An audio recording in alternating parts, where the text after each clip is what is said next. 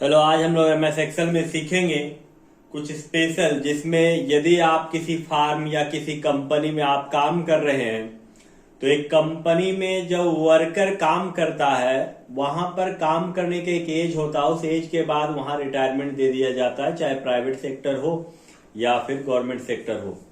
तो आज हम लोग सीखेंगे कि किस तरह से एमएस एक्सेल में जब कोई वर्कर अपना एज क्रॉस कर जाता है वर्क करने का, तब उसको रिटायरमेंट दिया जाता है और नया बहाली निकाला जाता है। उस समय किस तरह से डाटा तैयार किया जाता है, तो इस डाटा को तैयार करने के लिए हमने पहले से एक डाटा तैयार कर रखा है, जिसमें सबसे पहले ऊपर में लिखा हुआ रेड कलर से statement of retirement day in month.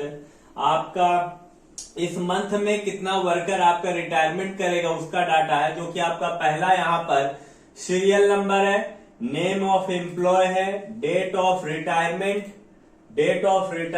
है और उसके बाद रिटायरमेंट इन करंट मंथ है। यहाँ पर सीरियल नंबर 1 से 10 तक दिया हुआ है। नेम ऑफ एम्प्लॉय में रमेश, दिनेश, मोनू, पूजा, रानी, दीपक, सोनू, जय और राधा और सोनू है। डेट ऑफ रिटायरमेंट आपका दिया हुआ है, कब रिटायरमेंट करेगा उसका डेट।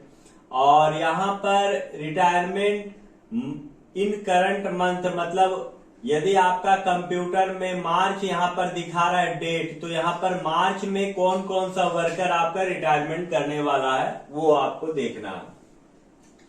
तो यहाँ पर सबसे पहले हम लोग क्या करेंगे, फॉर्मूला लगाएंगे और फॉर्मूला में इफ कंडीशन का फॉर्मूला लगाएंगे।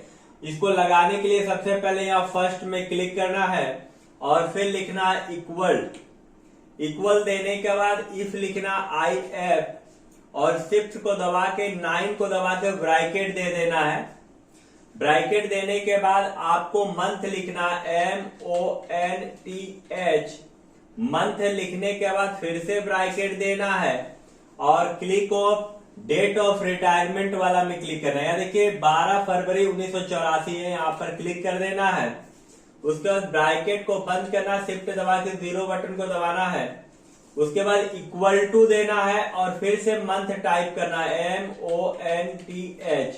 मंथ टाइप करने के बाद शिफ्ट दबा के 9 को दबाना है और टुडे लिखना है, यानी आज रिटायरमेंट कौन कौन वर्कर करेगा, TODAY। टुडे लिखने के बाद सिर्फ शिफ्ट दबा के 9 को दबाना है और शिफ्ट को दबा के 2 बार 0 को दबाना है।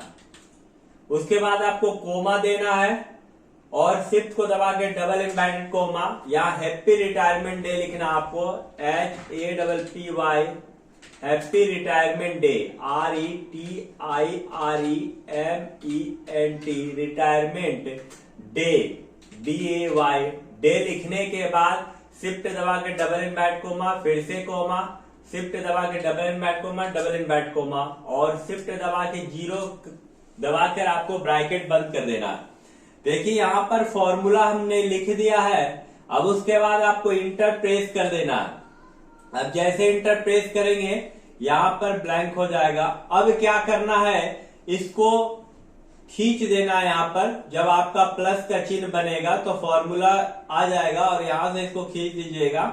तो देखिए आपका हैप्पी रिटायरमेंट डे आ गया, यानी 15 मार्च मंथ में जो भी वर्कर रिटायरमेंट करेगा उसका डाटा है। मार्च में करेगा दिनेश, जय, राधा और सोनू। देखिए सारा का मार्च है। मई में फरवरी में नहीं आया है, क्यों? क्योंकि मई और फरवरी आपका कंप्यूटर में यहाँ डेट नहीं है, ये मार्च का दिया हुआ है, इसलिए मार्च में जो रिटायरमेंट करेगा उसका कंप्यूटर। यदि आप अप्रैल करना चाहते हैं, यदि अप्रैल मंथ में कौन कौन वर्कर रिटायरमेंट करेगा, तो यहाँ पर जब आपका अप्रैल डेट रहेगा और कंप्यूटर में डेट जब चेंज हो जाएगा, अप्रैल मंथ आ जाएगा, तब आप फिर स्क्रॉल से इसको खींच दीजिएगा फॉर्मूला को, तो आपका अप्रैल मंथ में जो वर्कर रिटायरमेंट करेगा उनका शो करेगा।